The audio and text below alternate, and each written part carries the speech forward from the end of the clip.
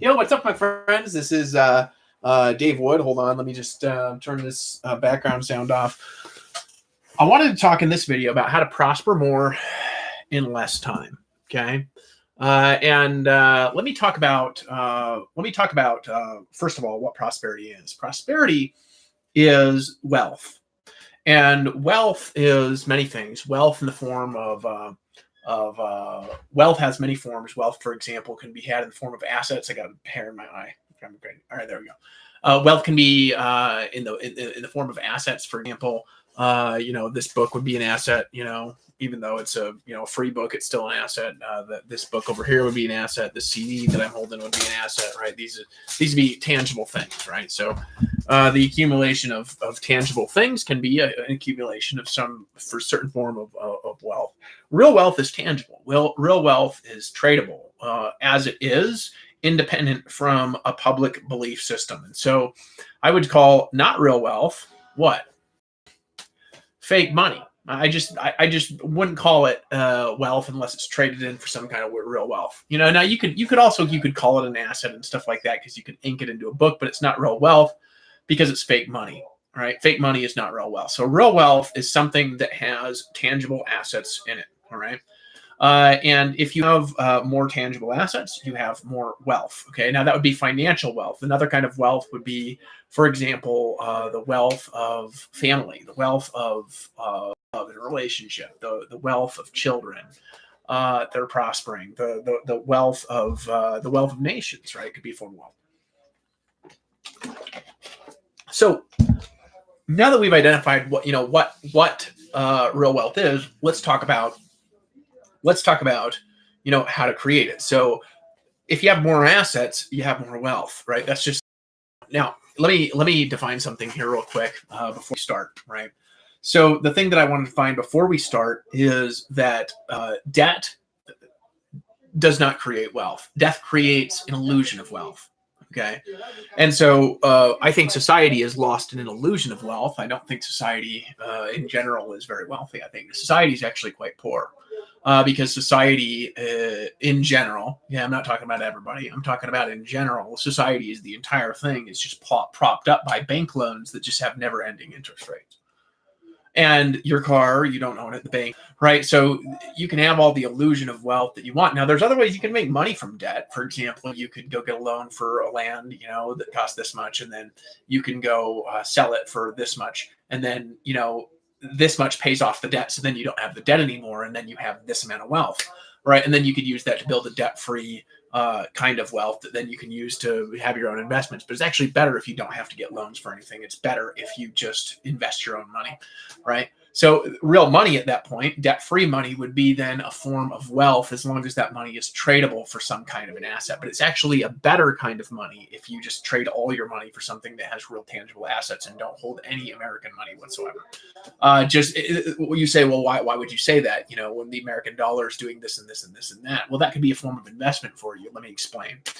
It's because you're holding something that if the economy imploded is worth nothing. That's what you're holding. You're saying, oh, I've got X amount in my bank, and you've got that money in your bank, but what happens if people are dumping that money in the streets and it's worth zero, right? You've got nothing. So it's not actually a real asset. It's just paper. That's all that it is. It's a fake asset because it comes from itself. It comes from debt. And so if you want to have real money, what do? You get that money and you get it backed by something that actually has assets, something that actually has wealth. Something that actually has wealth, for example, would be real estate.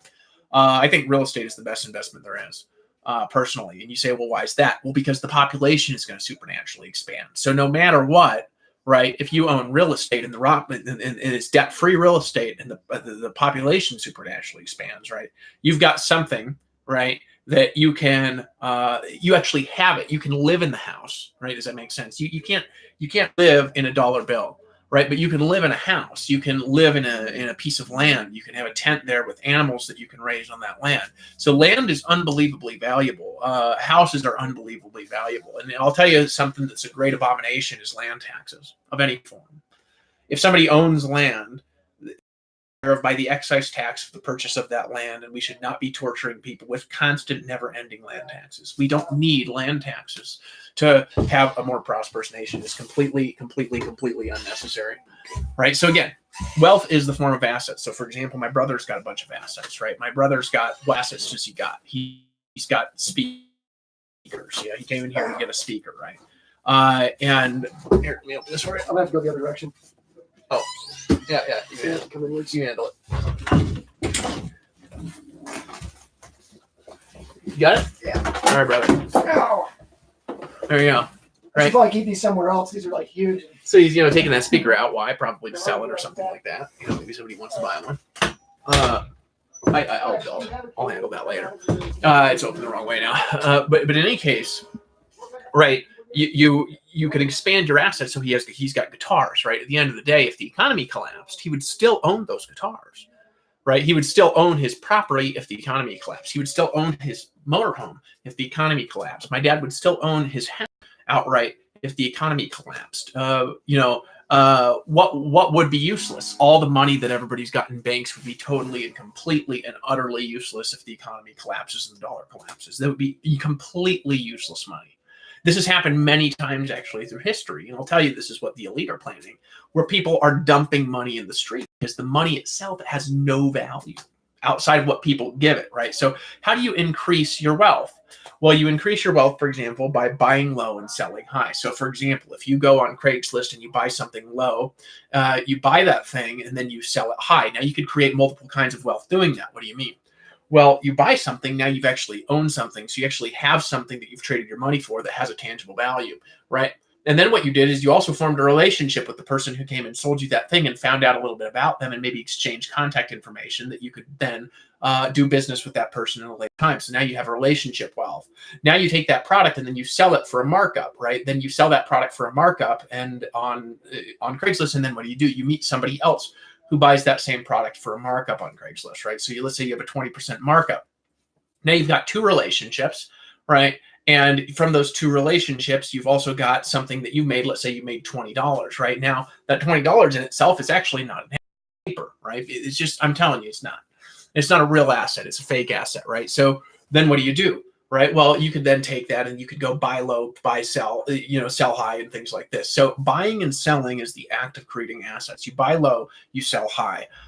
And when you do that, how do you find stuff that you buy low? Well, you could take the strategy of the richest people in the world, like Warren Buffett. He reads 6 hours a day. What does he read? He reads the newspapers, right?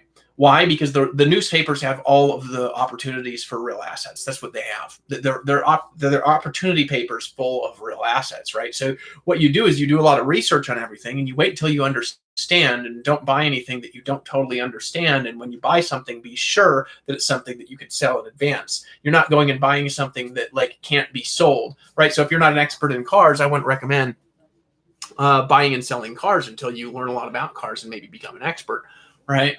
However, there's a lot of things that you have expertise in. For example, my brother has expertise in guitars, so he's always looking for deals on guitars where he gets the lowest prices, and then he sells those for the kind of the same prices he has in his store, or maybe he has a better price than the competition, and then so he buys low and he sells high. This is how to create assets, right? Does this make sense?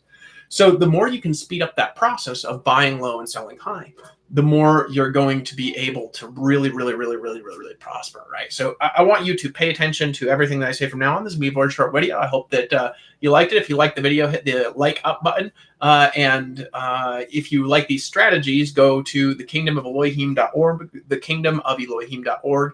Get the Kingdom Club, which is the Book of the Month program, and there's a fast start training in there where I explain a bunch of these strategies. I actually got a workbook that's got a huge amount of strategies that you can take and you can apply to your life and your business. Okay. So that's it for now. I appreciate you. Prosper more, buy low, sell high. This is actually how you're going to get it done. All right. Appreciate you.